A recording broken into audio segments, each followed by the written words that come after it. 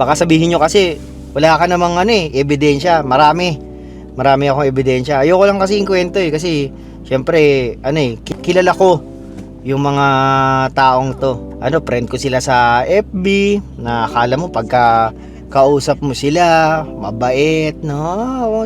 Ganyan. Puta, pag talikod ang daming sinasabi sa iyo. Yun. Ay, susundo na naman tayo sa aking asawa. As usual, ang dami yung mga tanong tungkol sa kagahapon sa video. Hindi nga ako yun. Hindi ako yun.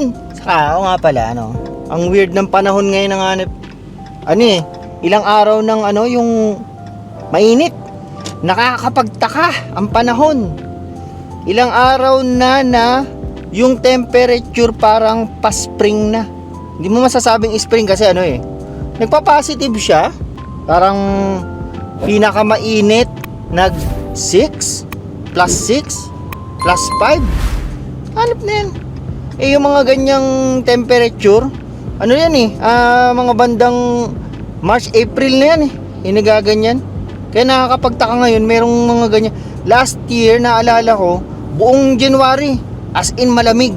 Ngayon, merong mga ganyan. Sabi nga nung kakilala namin, nakakapagtaka yung puti Yung puti nakakilala namin. Ang weird daw ng weather ngayon. Pero, ang kagandahan naman, kahit ganyan pa, na yung weather mainit, ayos lang, ba? At least may mga time tayo na hindi tayo sobrang lamig. Pero, ito nga, yung mga susunod na araw, pabalik na sa na naman, sa sobrang lamig na. Nakita ko, mayroon ng mga minus 20, minus 25.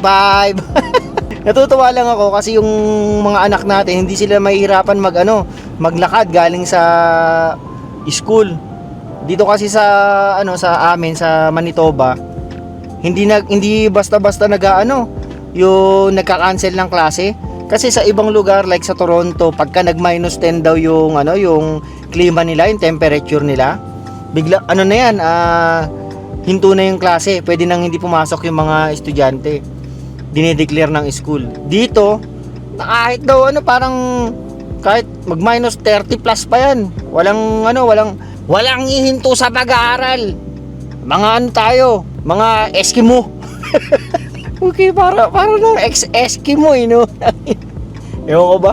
Pero hindi, ganun talaga Kanya-kanyang iba-iba yung tolerance ng ng lamig sa iba. Kahit pa pare-parehong Canada yan, hindi pare-pareho ng ng declaration ng ng gaano kalamig, wala nang school days, wala nang pasok, ganyan. Pero lang pagka yung malakas yung buhos yung snow. Kasi pagka malakas yung yung mga snowstorm, yan pwede silang mag-declare ng na walang pasok pa, kahit minsan pati hindi. Kasi naalala ko sa dati kong trabaho, kahit pa malakas yung snow, sinarado na yung mga yung mga kalsada. Pa rin, tuloy pa rin ang trabaho. Yun nga lang, nababawasan yung ginagawa. Kasi walang mga delivery, ganyan, ng baboy.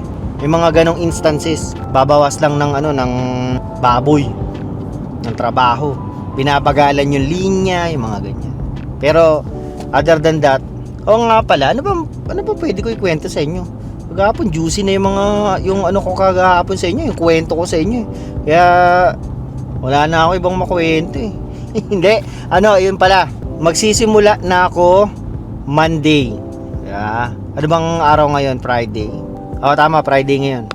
Magsisimula na ako sa bago kong trabaho this Monday. Tapos, hindi ko sasabihin kung saan ako magtatrabaho. Bahala sa buhay nyo. Hindi, bubulong ko sa inyo, bulong na lang. Pero hindi ko na siya isasama sa vlog kasi alam niyo naman yung mga mga inggitero na mga natin, yung mga kababayan natin. Na kung pinapanood niyo yung Spot Pinoy, sila Ina, yan yung pinagkikwentuhan nila, yung last nila na episode, yung tungkol sa mga kababayan natin na masyadong pakilamero sa buhay. Yung ayaw maungusan ng ayaw kayong umasenso kahit onti. gusto nila, ano kayo, kung sila ay naghihirap, maghirap din kayo. Dapat sila lang yung umaangat. Yan yung isa sa problema sa mga Pilipino dito sa Canada. Ano yan? Hindi ko lang naririnig sa mga nagbo-vlog ganyan na na experience ko na. Ilang taon na tayo dito sa Canada, kita nyo. Mapapatunayan ko, baka sabihin nyo kasi wala ka namang ebidensya. Marami akong ebidensya. Ayoko lang kasi yung kwento kasi syempre kilala ko yung mga taong to.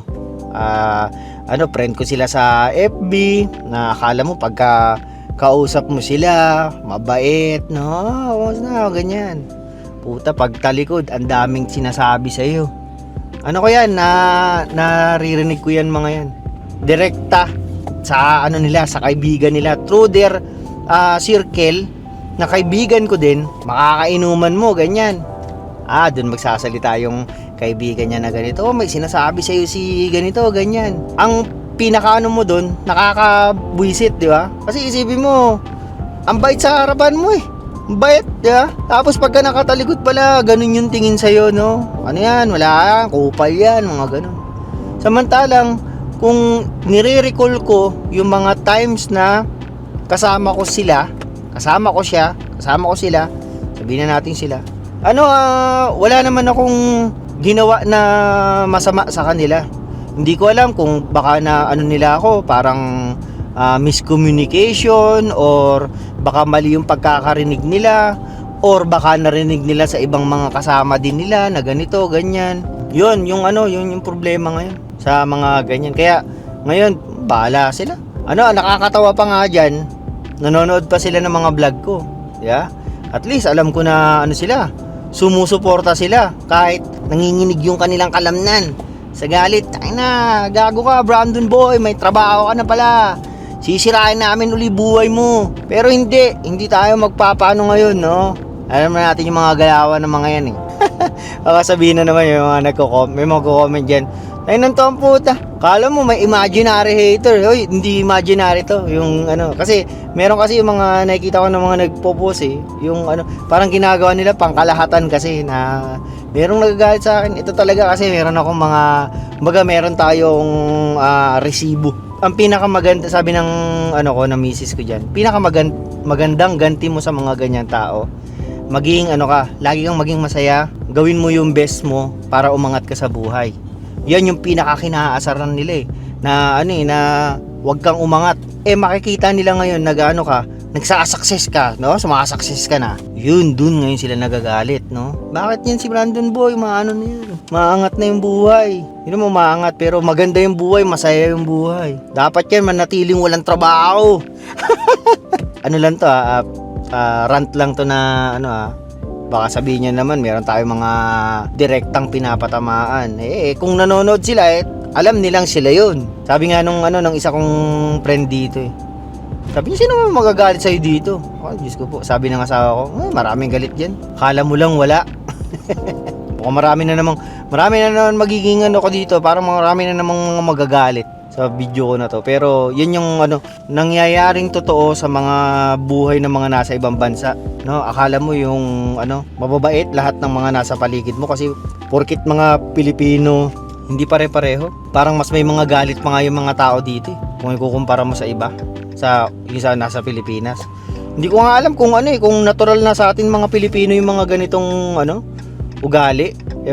Sa totoo lang ito totoo to, galing sa puso ko. Yan ang tinanggal ko sa sa pag-uugali ko ngayon. Yung magtanim ng galit, yung manghusga. Kasi parang dagdag pa yan sa isipin mo. Alam mo yun, ang dami mo ng problema, di ba? Tapos dadagdagan mo pa ng ganyan na walang katuturan, magagalit ka sa taong ganito, tapos sisiraan mo, ganyan. Wala namang papuputahan yung mga ganyang pag-uugali.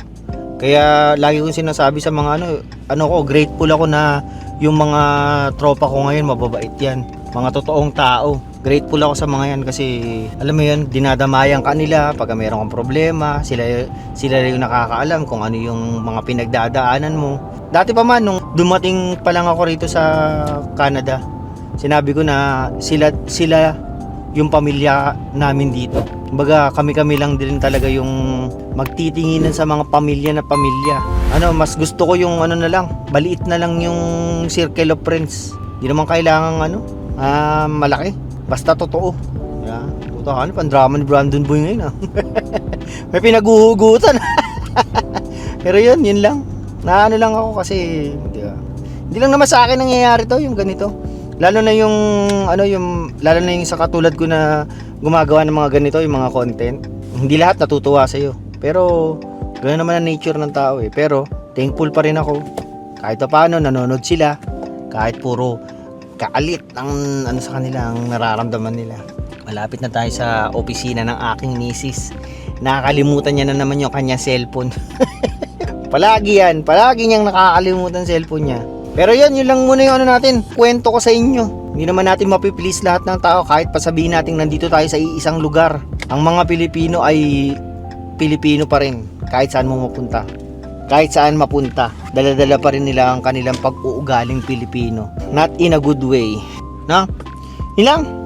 At ako'y magpapaalam na sa inyo. Like, share, subscribe yung mag-alam. Yan yun. Sige na, paalam.